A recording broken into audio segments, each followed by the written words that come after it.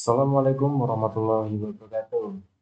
Halo teman-teman semua, perkenalkan nama saya Ari Ardiansyah dari Prodi BKSD kelas 1B dengan NPM 2586206039. Dan di sini saya akan membahas tentang sebuah peristiwa yang terjadi pada bulan lalu ya, yang berada di daerah Trenggalek, yaitu di Kecamatan Bendungan. Nah, pada kesempatan kali ini saya akan membahas sebuah peristiwa yang untuk peristiwanya yaitu tanah longsor ya, yang terjadi di daerah Depok lebih tepatnya.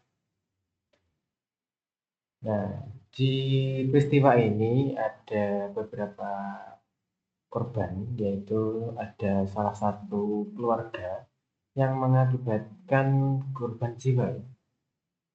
Kejadian ini menjadi perhatian banyak pihak karena menunjukkan betapa besar dampak bencana alam bagi kehidupan manusia itu sendiri ya, sebetulnya. Khususnya itu bagi masyarakat yang tinggal di daerah rawan longsor.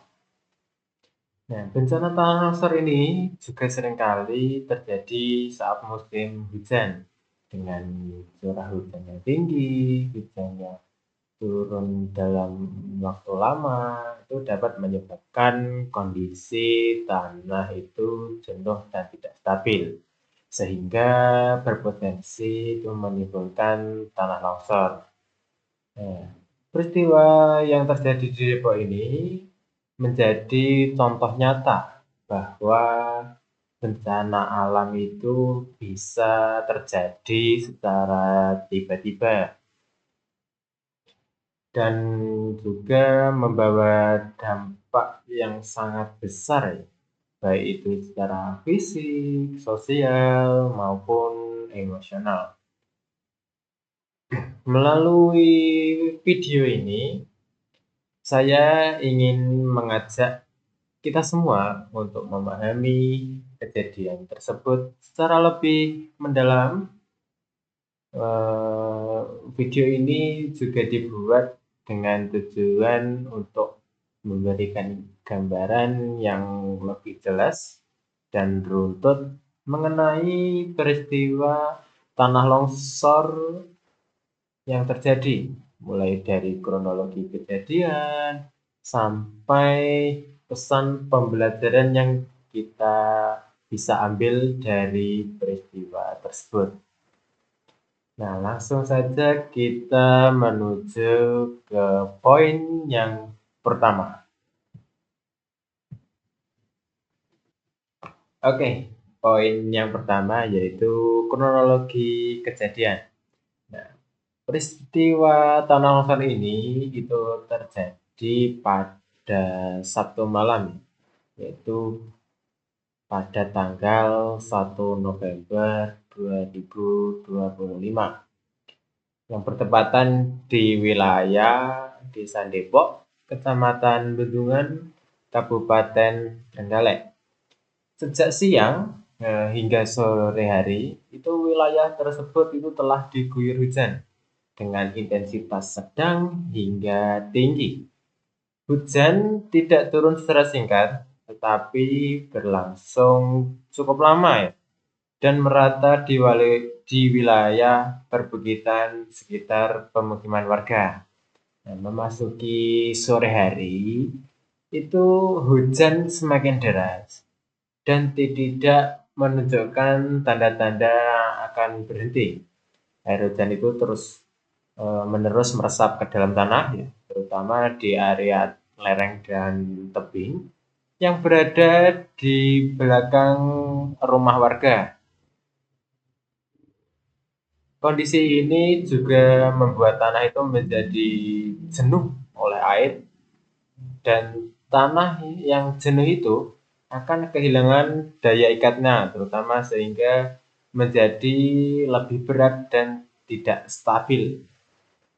Di lokasi kejadian ini juga terdapat sebuah tebing dengan ketinggian itu sekitar 25 meter yang berada di belakang rumah warga yang terkena dampak dari peristiwa ini. Tebing tersebut itu juga memiliki kemiringan yang cukup curam dan minim vegetasi penahan tanah. Selama hujan deras itu berlangsung, air itu mengalir dari bagian atas tebing dan meresap ke dalam lapisan tanah, sehingga air tersebut itu memperbesar tekanan di dalam tanah. Nah, sekitar pukul 21 atau jam 9 malam, kondisi tanah di tebing tersebut itu sudah tidak mampu lagi menahan beban. Tanpa adanya tanda peringatan yang jelas, tanah dari tebing itu tiba-tiba longsor dan bergerak turun dengan sangat cepat. Material longsor itu juga berupa tanah, lumpur, dan bebatuan langsung menghantam rumah dari korban tersebut. Korban tersebut itu bernama, terutama pemilik rumahnya ya. Pemilik rumahnya itu bernama Bapak Sarip yang berada di tepat di bawah tebing tersebut. Nah, pada saat kejadian, seluruh anggota keluarganya itu berada di dalam rumah dan sedang beristirahat karena waktu sudah menunjukkan pukul 21 atau jam 9 malam. Nah, longsoran itu terjadi secara mendadak sehingga para korban itu tidak sempat menyelamatkan diri. Rumah korban itu langsung tertimbun material longsor, menyebabkan bangunan itu rusak parah dan menutup akses keluar masuk rumah. Warga sekitar yang mendengar suara gemuruh dan melihat kejadian tersebut segera berusaha memberikan pertolongan semampunya. Namun karena kondisi hujan yang masih deras dan longsoran yang cukup besar, warga mengalami kesulitan untuk mendekati lokasi kejadian.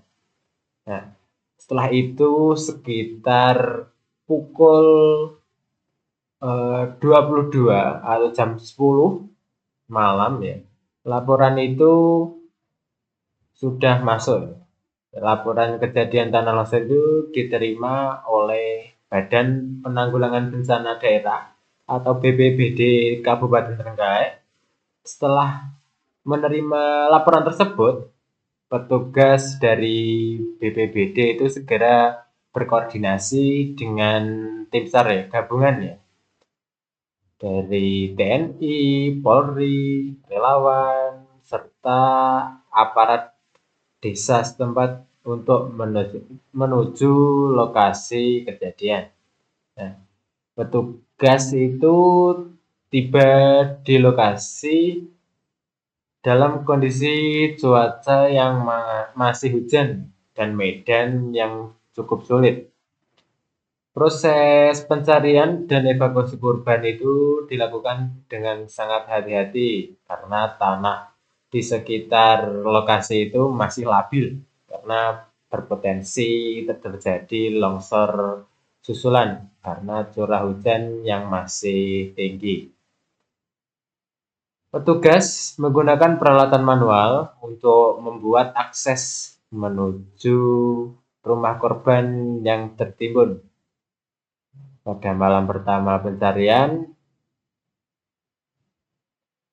sekitar pukul 11 malam hingga dini hari, petugas itu berhasil menemukan 3 korban dan ketiga korban tersebut yaitu 2 orang dinyatakan meninggal dunia akibat tertimbun material longsor tersebut. Sedangkan 1 orang itu berhasil ditemukan dalam keadaan hidup meskipun itu badannya luka-luka. Terus korban yang berhasil selamat itu langsung dievakuasi dan dibawa ke fasilitas kesehatan terdekat untuk mendapatkan perawatan medis. Sementara itu, 2 korban yang meninggal dunia dievakuasi dan diserahkan kepada pihak berwenang untuk penanganan lebih lanjut. Karena hujan masih turun dan kondisi tanah dinilai sangat berbahaya, pencarian korban lainnya terpaksa dihentikan.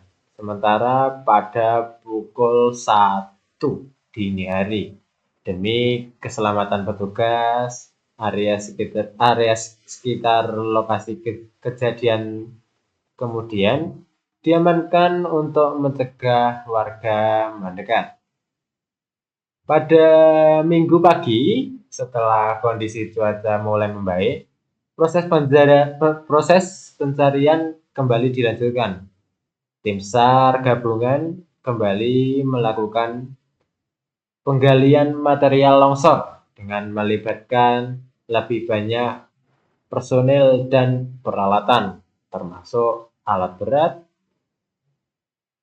Pencarian dilakukan secara bertahap dan tetap memperhatikan keselamatan petugas. Hingga akhirnya seluruh korban yang tertimbun longsor itu berhasil ditemukan. Proses evakuasi berjalan dengan penuh kehati-hatian mengingat kondisi tanah yang masih rawan karena seluruh korban dinyatakan meninggal dunia kecuali 1 orang tadi. Setelah seluruh korban itu berhasil dievakuasi, proses pencarian itu dinyatakan selesai dan fokus penanganan beralih pada pengamanan lokasi serta pendataan dampak kejadian. Peristiwa tanah longsor ini menjadi salah satu kejadian bencana yang meninggalkan duka mendalam bagi keluarga korban dan masyarakat sekitar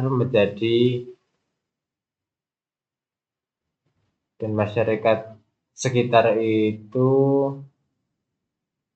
menjadi was-was ya. Setelah itu, kejadian ini juga pengingat bahwa hujan deras yang berlangsung lama di daerah perbukitan itu memiliki potensi besar untuk memicu tanah longsor. Nah, lanjut kita ke poin yang kedua, yaitu korban. Akibat longsoran tanah yang terjadi secara tiba-tiba ini, seluruh bagian rumah itu tertimbun material berupa tanah, lumpur, dan bebatuan. Dari 5 anggota keluarga tersebut, 4 orang dinyatakan meninggal, sementara 1 orang yang lainnya itu berhasil ditemukan dengan keadaan selamat meskipun mengalami luka-luka.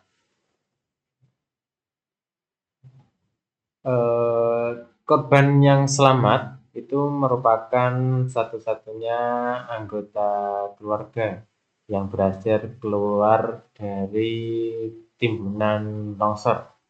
Korban tersebut bernama Wiji dengan kelamin perempuan, laki-laki. Dengan korban itu bernama Wiji dengan kelamin laki-laki umur 37. Eh, Dia mengalami patah tulang dari kejadian tersebut. Terus eh, tidak hanya kehilangan orang-orang terdekat, tapi juga kehilangan tempat tinggal dan rasa aman. Peristiwa ini juga meninggalkan luka yang mendalam secara emosional dan psikologis, terutama bagi korban yang selamat. Terus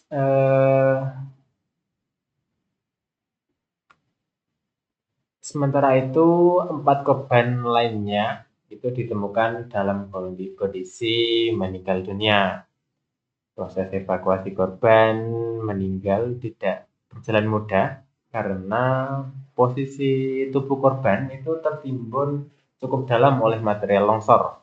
Petugas harus bekerja ekstra hati-hati untuk mengeluarkan korban satu persatu agar tidak terjadi longsor susulan dan untuk menjaga keselamatan petugas di lapangan. Untuk korban meninggal dunia itu ada 4. Yang pertama yaitu ada Bapak Sarip dengan jenis kelamin laki-laki, umur 60. Beliau adalah pemilik dari rumah tersebut. Terus eh, selanjutnya ada Welas, kelamin perempuan, umur 57, yaitu beliau yaitu istri dari Bapak Sarip. Terus ada yang namanya Rohman, jenis kelamin laki-laki, umurnya 14 tahun. Beliau juga anak dari Bapak Sarip dan Ibu Welas. Terus yang terakhir itu ada Fajar, jenis kelamin laki-laki, umur 17 tahun.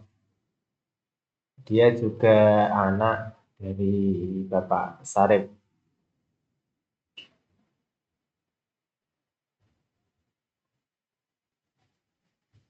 Setelah itu, setelah berhasil dievakuasi, jenazah para korban itu dibawa ke RSUD Dr. Sudomo Trenggalek untuk dilakukan proses identifikasi dan pengenaan lebih lanjut sesuai dengan prosedur yang berlaku. Proses ini dilakukan untuk memastikan identitas korban serta mempersiapkan penyerahan jenazah kepada pihak keluarga. Kehilangan 4 anggota keluarga dalam satu kejadian sekaligus itu merupakan pukulan yang sangat berat bagi keluarga korban. Tidak hanya kehilangan orang-orang terdekat, tapi juga kehilangan tempat tinggal. Dampak dari kejadian ini tidak hanya dirasakan oleh keluarga korban, tetapi juga oleh masyarakat sekitar.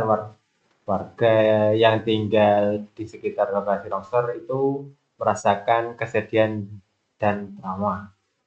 Banyak warga yang merasa takut dan khawatir, terutama saat hujan kembali turun dengan intensitas tinggi, karena takut kejadian serupa itu terulang lagi. Selain dampak emosional, dampak sosial juga dirasakan oleh masyarakat sekitar. Aktivitas warga setempat itu terganggu karena lokasi kejadian itu menjadi area evakuasi dan pengamanan. Beberapa warga itu bahkan memilih untuk sementara waktu itu mengungsi ke tempat yang lebih aman karena merasa khawatir terhadap kondisi tanah yang masih labil.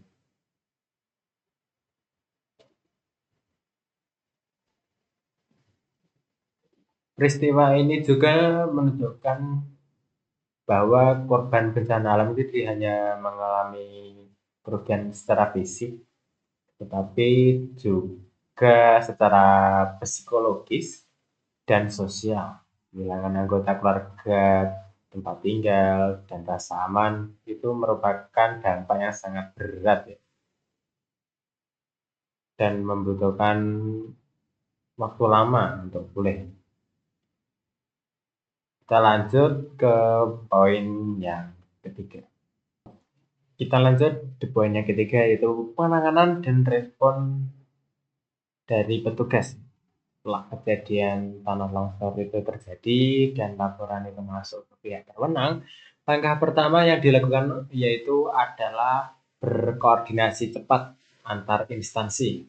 Badan Penanggulangan Bencana Daerah atau BPBD Kabupaten Trenggalek itu langsung bergerak setelah menerima informasi dari masyarakat dan perangkat desa setempat. Kecepatan respon itu sangat penting karena ada dugaan kuat bahwa masih terdapat korban yang tertimbun oleh material longsor. BPBD itu kemudian berkoordinasi dengan berbagai pihak seperti tim SAR gabungan, TNI, Polri, serta aparat desa, ada juga tenaga medis dan relawan kebencanaan. Koordinasi ini itu dilakukan untuk memastikan bahwa penanganan di lapangan itu dapat berjalan secara terarah, aman, dan efektif. Nah, setiap pihak itu memiliki peran masing-masing sesuai dengan tugas dan wewenangnya. Nah, saat petugas tiba di lokasi kejadian itu, kondisi lapangan sendiri itu masih cukup berbahaya karena hujan yang masih turun meskipun tidak deras, tidak sederas sebelumnya ya. Dan tanah di sekitar lokasi longsor itu masih dalam kondisi labil.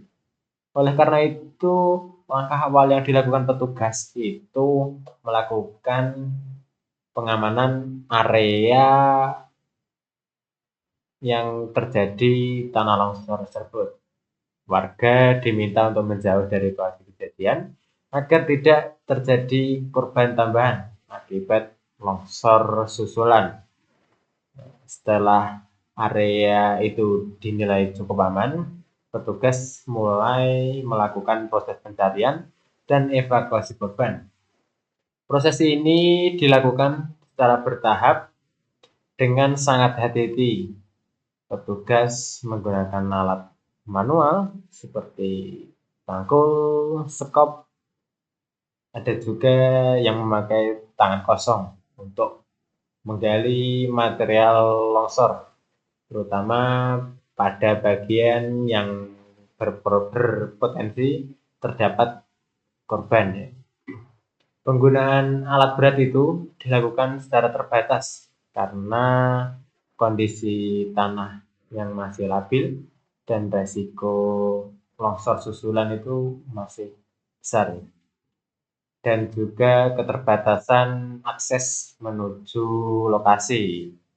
Selama proses evakuasi, keselamatan petugas itu menjadi prioritas utama. Setiap langkah itu dilakukan dengan memperhatikan kondisi cuaca dan pergerakan tanah. Petugas secara berkala itu menghitungkan aktivitas pencarian untuk memantau kondisi lereng dan memastikan tidak ada tanda-tanda longsor lanjutan. Ketika korban berhasil ditemukan, petugas itu segera melakukan penanganan sesuai kondisi korban. Korban yang ditemukan dalam keadaan hidup itu langsung mendapatkan pertolongan pertama dan segera dievakuasi ke fasilitas kesehatan terdekat. Sementara itu, korban yang meninggal dunia itu dievakuasi dengan penuh kehati-hatian dan rasa hormat. Selain fokus pada pada evakuasi korban, petugas juga melakukan pendataan awal terkait dampak bencana.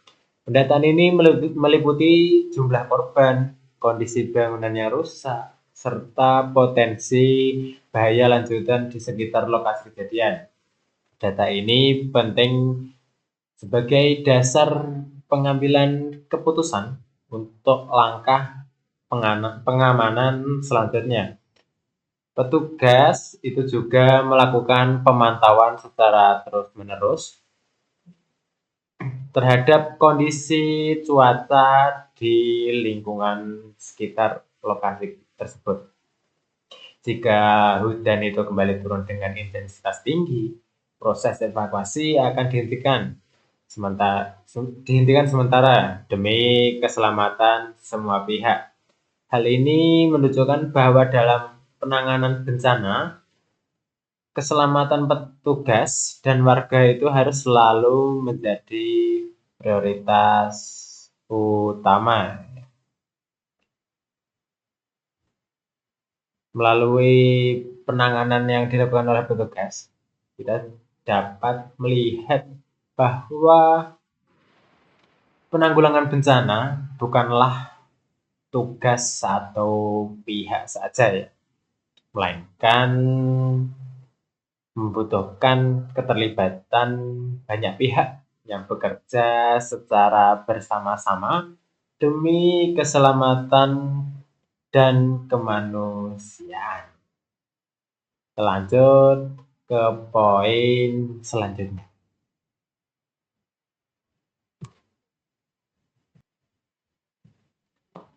Kita lanjut ke poin yang keempat, yaitu faktor penyebab. Faktor utama yang menjadi pemicu tanah longsor dalam kejadian ini itu adalah curah hujan yang sangat tinggi dalam waktu lama dan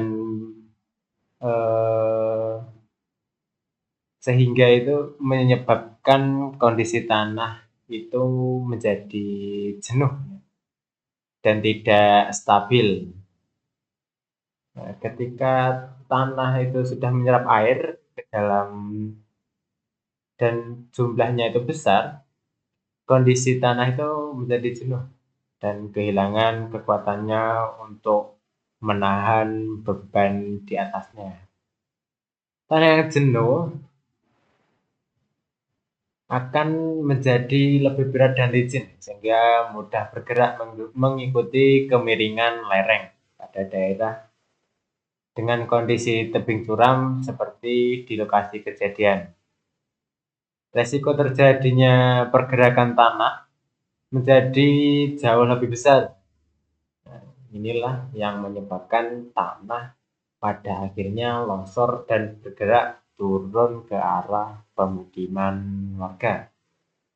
Selain faktor hujan, kondisi geografis wilayah juga menjadi penyebab. Karena di wilayah Desa Depok itu berada di daerah perbukitan dengan kontur tanah yang tidak rata, lereng yang curam dan tebing tinggi itu memiliki tingkatan kerawanan longsor yang lebih tinggi dibandingkan dibandingkan daerah dataran rendah. Apabila kondisi lereng itu tidak diperkuat secara alami maupun buatan, maka resikonya longsor akan semakin meningkat. Faktor lingkungan itu juga sangat berpengaruh ya dalam terjadinya bencana longsor ini, karena di sekitar tebing lokasi kejadian itu vegetasi penahan tanah tebing itu sangat-sangat minim, padahal tanaman dan pepohonan itu memiliki peran penting dalam menjaga kestabilan tanah. Akar tanaman itu juga berfungsi untuk tanah agar tidak mudah bergerak, serta membantu menyerap air hujan agar tidak langsung mengalir ke dalam tanah itu secara berlebihan.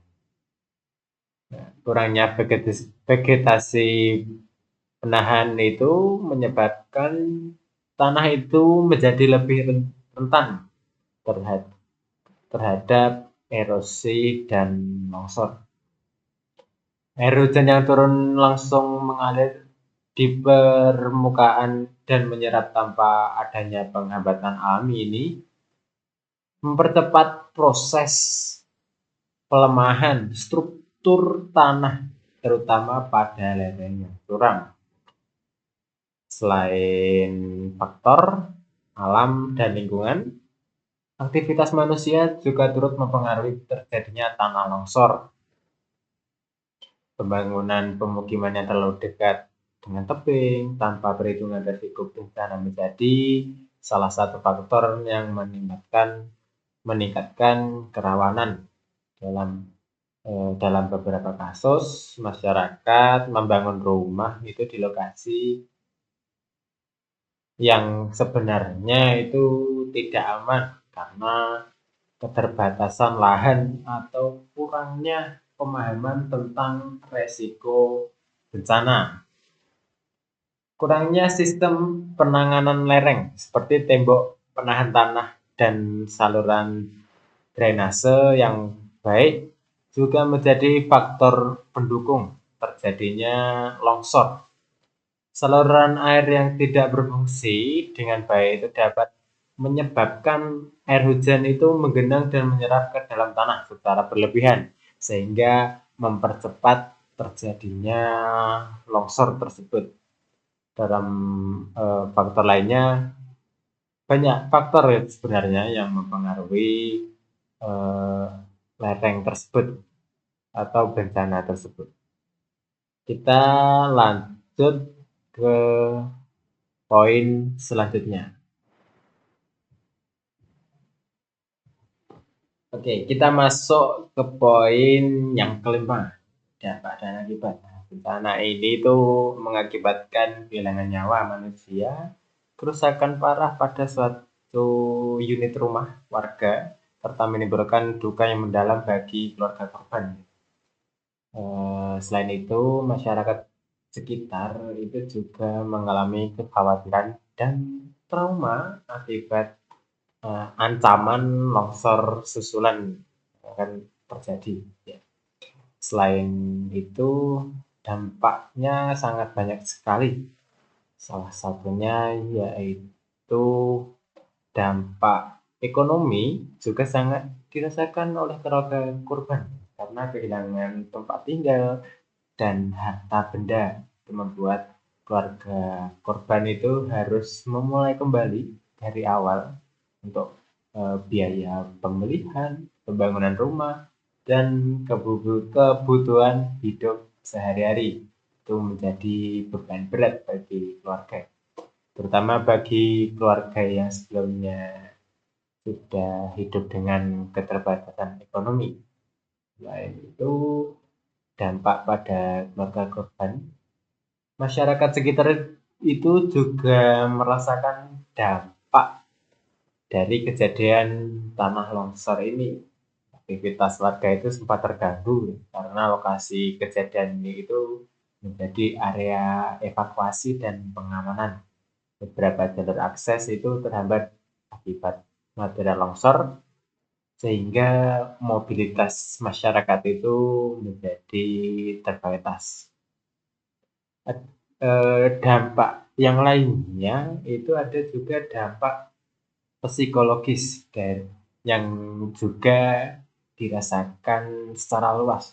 Warga sekitar itu juga mengalami rasa takut dan khawatir terutama saat hujan itu kembali turun dengan intensitas tinggi.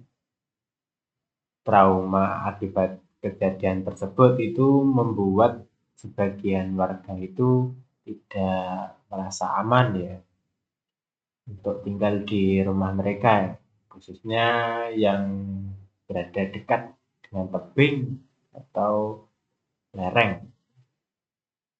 Tidak sedikit warga yang mengalami tekanan mental dan kecemasan akibat kejadian ini.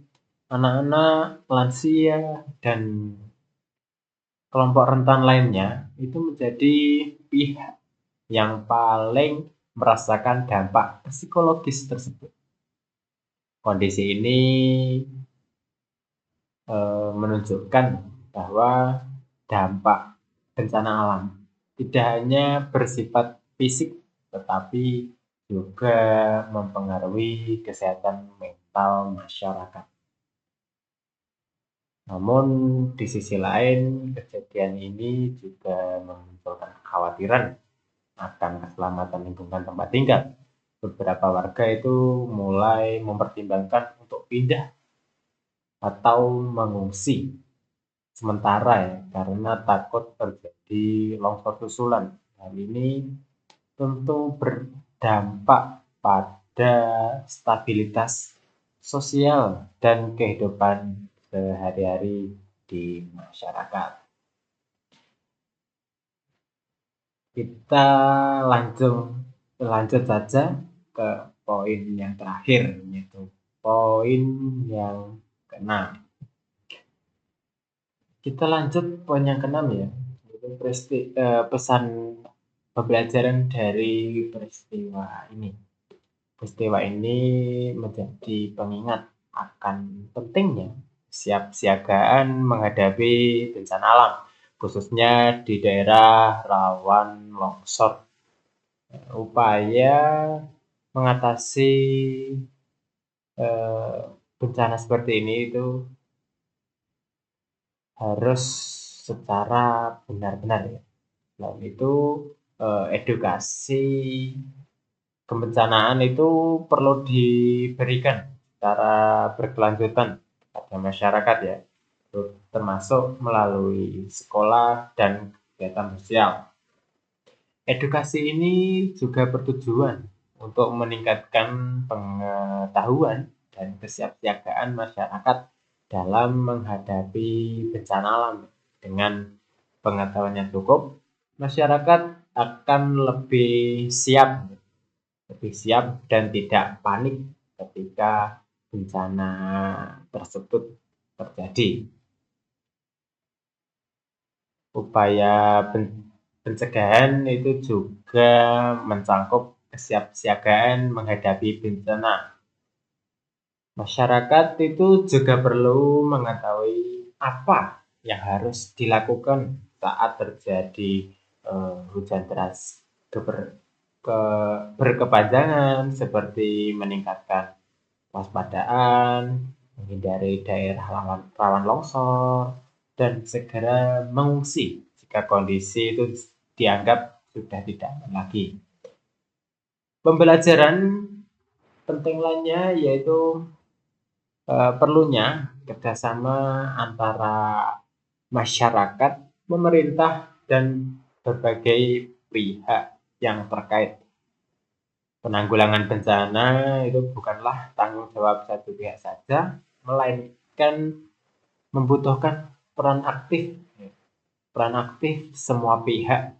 Dengan kerjasama yang baik, upaya pencegahan dan penanganan bencana itu dapat berjalan lebih efektif. Melalui peristiwa tanah longsor ini, kita juga diingatkan bahwa menjaga keseimbangan alam itu harus rutin dan mempertahankan aspek keselamatan dalam hidup sehari-hari itu adalah hal yang sangat penting. Jadi keseimbangan alam dan aspek keselamatan dalam kehidupan sehari-hari itu sangat-sangat penting ya, dengan meningkatkan kesadaran, kepedulian, dan kesiapsiagaan.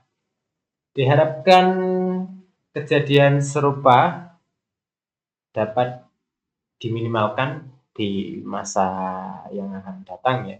dan keselamatan masyarakat itu dapat lebih terjamin lagi. Mungkin itu penjelasan dari saya. Ada kurang lebihnya, saya minta maaf. Sekian dari saya tutup. Wassalamualaikum warahmatullahi wabarakatuh. And goodbye.